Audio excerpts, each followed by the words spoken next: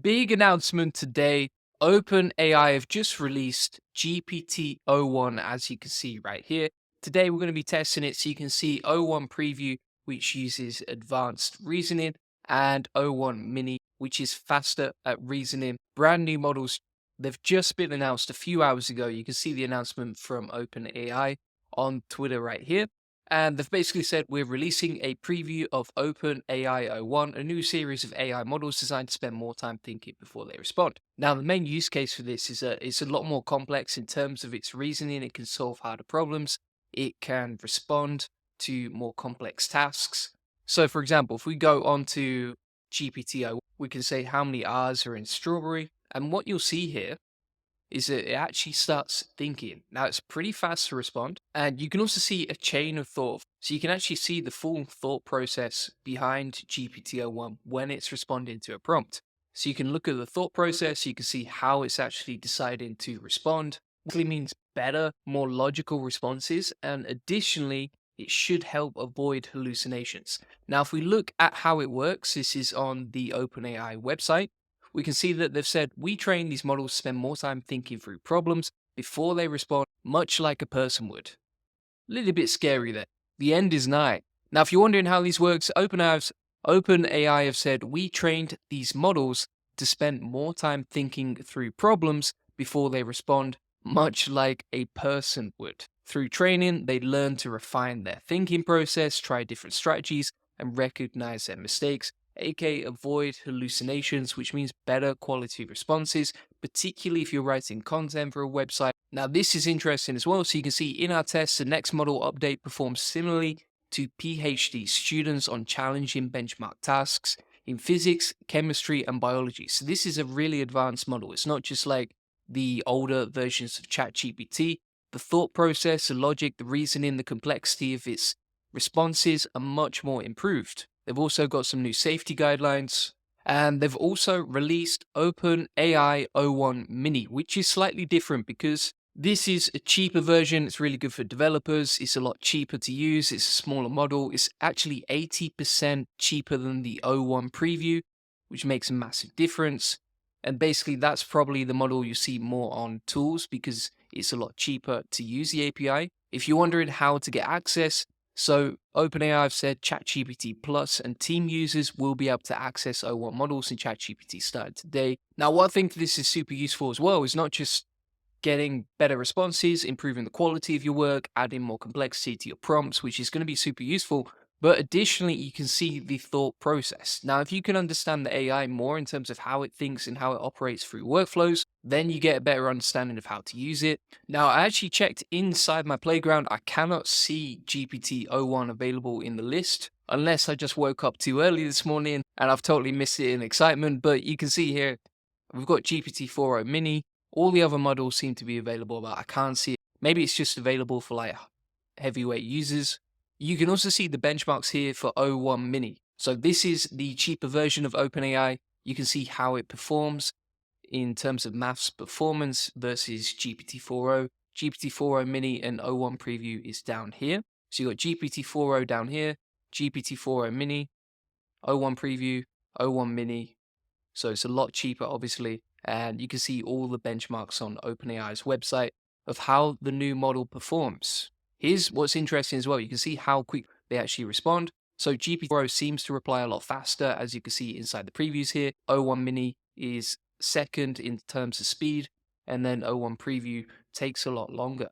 So 3 seconds, 9 seconds, and it's still taking a while to respond. So if you want quick responses, probably o1 Mini is your best if you want to test out the new model. And if you're wondering how it handles the reasoning, so OpenAI have just published this article on learning to reason with LLMs, and they talk about introducing OpenAI 1 to perform complex reasoning. Now, like I said, the main difference here is that O1 actually thinks before it answers, so it can produce a long internal chain of thought before responding to it, the user. So, for example, on GPT-4o, you can see here the chain of thought. So it actually has a think before responding. Now, in a second, we'll compare it versus Claude 3.5 Sonnet in terms of responses too. So let's test it out for some prompts. What I'm going to do is I will take standard sort of content prompt for creating content, and we'll compare GPT-o1 Preview versus Claude 3.5 Sonnet, which are basically the two main competing models, I would say, at the minute. We'll plug this into GPT-o1, and then we'll plug the same prompt into Claude 3.5 Sonnet and see how they compare in terms of writing styles, which is useful to know for SEO. And you can see Claude 3.5 Sonnet jumps straight into creating the content. GPT-o1 Preview is really thinking about it. It's breaking down the task, looking at ways to create content, and it's quite interesting the way it's broken it down, right? So it said, I'm piecing together the user's request to write an article on what is SEO. Next, I'll ensure the content meets OpenAI's policy guidelines. So you can sort of get a glimpse into what sort of guidelines are behind the creation of content before it's published, which you could never see previously.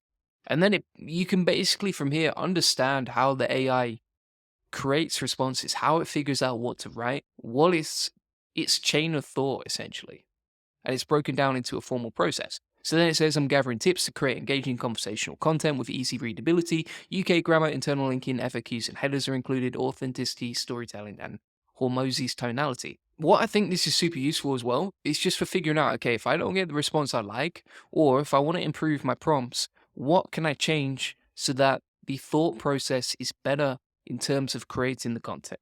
So, for example, here you might notice that there are things you need to change inside the prompt so that it crafts better content. Then it clears up the SEO, so you can see right here. Let's say, for example, you wanted the content to be more SEO optimized as well as optimized for the user.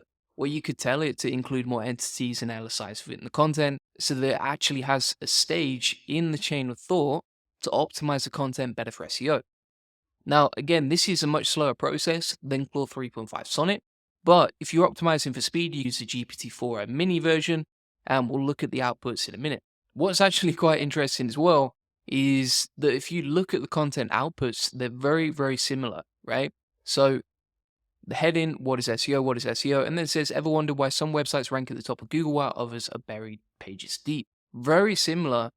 This sentence literally starts off the same, right? Ever wondered? I would say the content here is a lot better than GPT-0.4 and other models that we've seen. And this doesn't answer with the usual sort of AI fluff that ChatGPT used to.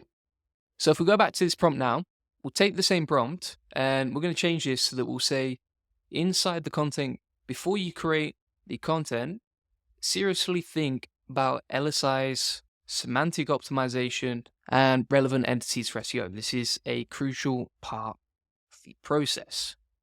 And we'll see whether that changes the chain of thought and creates a better output inside the content. So you can see now it's added a stage in the chain of thought. Right, I'm analyzing the SEO, which we did previously anyway, but now it's got a whole section for understanding SEO concepts. So it's like I'm exploring latent semantic indexing and semantic optimization to ensure the article and SEO is comprehensive and adheres to guidelines. This approach enriches the content with semantically related keywords.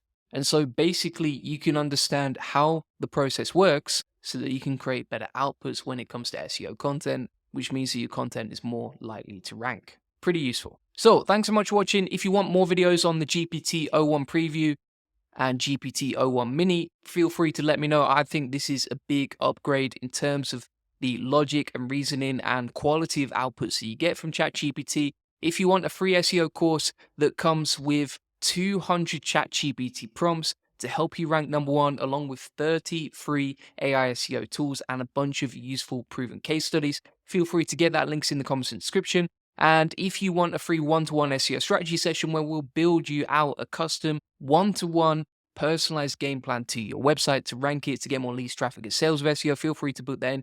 We'll show you how we take websites from 0 to 145,000 visitors a month, generate thousands of dollars in sales. And this free link building acceleration session will also give you a free SEO domination plan. You'll discover the secrets of SEO link building. We'll answer any questions that you have one-to-one based on what's working for us. You'll learn the best link building strategies for your website, how to outrank you compared with link building, and how to 10x your SEO traffic based on how we take websites from 0 to 145,000 visitors. Feel free to book that in. Links in the comments and description. Appreciate you watching. Bye-bye.